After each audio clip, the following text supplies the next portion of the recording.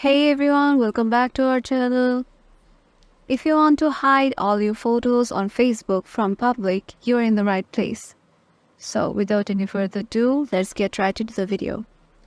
Once you're in your Facebook profile, head over to the hamburger menu, and once you're there, if you scroll down, you can see three options: help and support, settings and privacy, and also from Meta.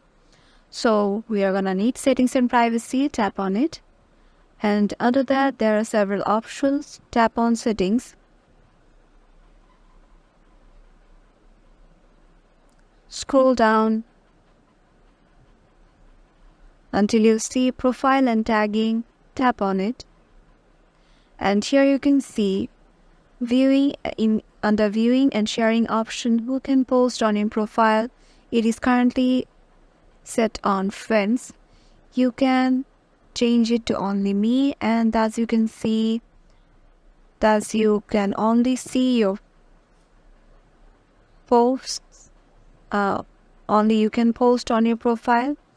And if you can see the tagging option, who can see the posts that you are tagged on your profile or the pictures. It is currently selected at friends, and if you select only me, then only you can see the post that you're tagged in on your profile, or pictures or photos, etc.